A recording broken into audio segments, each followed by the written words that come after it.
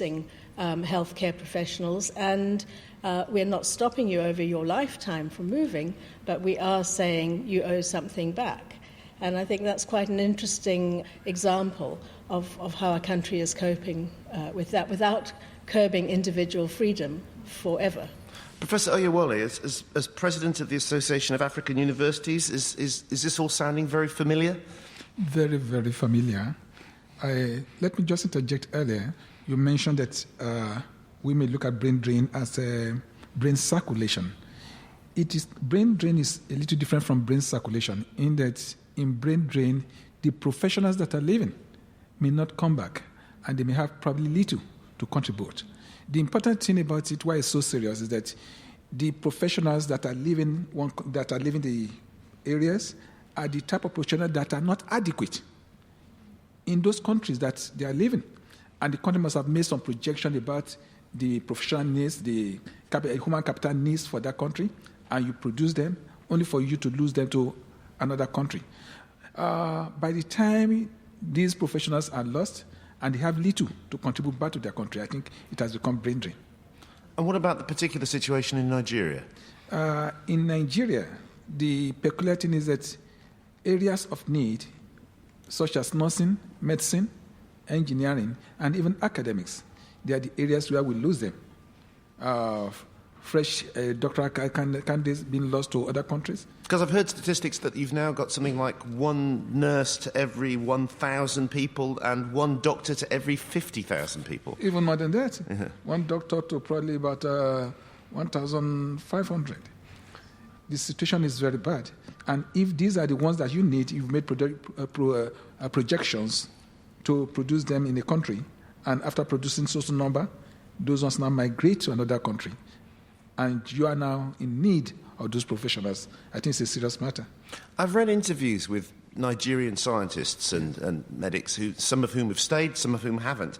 And so talking about things like they have to overcome everything from missing equipment to not being able to afford to buy the chemicals they need to unreliable power supplies, and often saying the reasons that they stay are patriotism and sacrifice, or others who've left saying they want to come back, but they'll come back when the country is ready. And of course, it's hard to say what that means. Yeah, I've also heard some of them say this, that it's better to have a brain drain than to have the brain inside the drain. And what they mean by the brain inside the drain is that in their own countries, the facilities for them to develop professionally may not be there. I think that countries experiencing problems of brain drain, they are just harvesting years of neglect of higher education, years of neglect of providing conducive environment for their professionals to thrive. But I should also mention that there are countries now that are intentionally making effort to reverse this trend.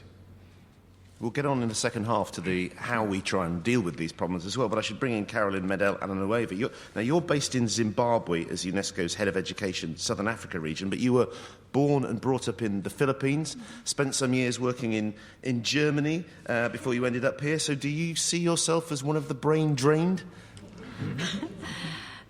That's not easy, but I think I'd like to situate what's happening in the Philippines, because my biography is similar to around 20 million Filipinos' biographies. 10% of our population is outside, and that is those are documented numbers. So 10% of Filipinos live abroad somewhere, right? Exactly. And I think the particularity and peculiarity of the Philippines is that we are in all professions. We're not only about nurses, doctors, teachers, engineers, but we're also about domestic helpers who used to be teachers in my country, but laborers, construction workers. And we are in 130 countries all over the world. And I think that's also because of our the medium of instruction is in English, so we are also supposed to be one of the most highly educated countries in Asia. So the challenge is we are creating a lot of graduates, a lot of professionals. And on one hand, our government says it's the right. We don't have a policy which says, no, you cannot leave, because the government maintains that every individual has the right, and economically, remittances comprise the number one dollar earner in my country. So we are the number one export. No, and of course, and if you look at it from that point of view, that the government can look at that more favourably and treat being more culturally absorbable as being an advantage for the Philippines. Exactly, but I think it's more, brain drain does not really discuss and unpack more issues like what is the impact of the family. Like our government wants to take this in terms of economic returns, but there are family costs, there are community costs, investments. So I think when we talk about brain drain, UNESCO has the word societal transformation for international migration, because it's not only about individual, you basically transform societies. Whether you are receiving or a host or sending, you are transforming individuals, families, communities, and societies. And that's what I found in Germany. Now we have in Europe, I would say, Filipinos are employed in Italy, in Spain, in Greece as domestic helpers, in the UK as nurses, and now the German government has an active policy of recruiting our nurses. So you can see in the countries that there are specific professional requirements. And when I am mixing, because I also give workshops for Filipino migrants in Europe, when I am mixing with my Filipina counterparts, you can see the integration. A Filipina domestic helper from Greece, you can see the Greek part of life already in her. Colleagues from Germany, the Filipinas married to German men, have a different way. They're Filipinas, but they're also Germans. So I think it's a very complex thing that's happening in our world today. That's why I said it's more complex than brain drain. You can even add brawn drain. It's not only about brains, it's muscles of the men, and of course there's a gender dimension to it as well. So it's very complex. It affects gender dimensions, family, community. It's not only about brains, no? And where within all this complexity does an individual like you fit in? What would it take to get you to go back to the Philippines? Or is that maybe the long-term plan? That's a very complex issue. No, I think it's as Joe was saying, it's an enabling economic and political environment. I think, and of course, societal environment. What's happening in Asia, in Africa, in Europe, in North America, you have all these complex, problematic economic changes and also political changes. And if you look at the kind of politics we have in America, you have that as well. But I think as a migrant, I am not, it's true. If people ask me, where is my home? Because I'm also a resident of Germany.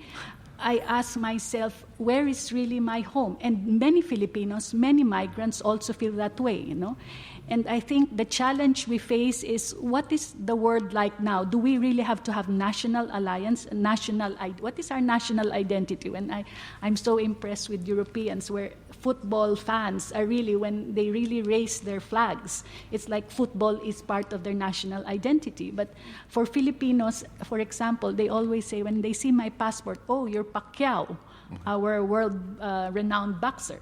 So what constitutes the way we construct ourselves as individuals, as part of a nation, has been fast transforming, no? And as global citizens. Now, getting you to step back from the Philippines aspect of this in putting your UNESCO hat on, having looked across this whole region, are there big differences in how seriously countries treat brain drain? Well, in fact, we are based in Zimbabwe. And I always say, wow, Zimbabwe and the Philippines have the similar problems, because Zimbabwe is one of the most educated, if not the most educated country in Southern Africa. You know, their literacy rate has been the highest. And whenever you go to many African countries, they're also teachers, they're vice chancellors, they're drivers. They said that they're supporting most of the teachers in Africa. So I see a lot of similarities. In the last night, I took 3 taxis. I had a Burundi, Rwanda, and Burkina Faso taxi drivers. No? And they were all saying, they asked them, what did they do before? They were students, and they could not find places in the university, so they had to move to South Africa, but they thought they could work. They thought they could study, but it's not easy to study. So they end up being taxi drivers. We'll get on to some possible interventions by governments, remedies, changes in the second half. But before we do, we don't really have time for questions, but if there are any comments or thoughts raised by this, I want to know if our audience has anything to say. And if you do, stick your hand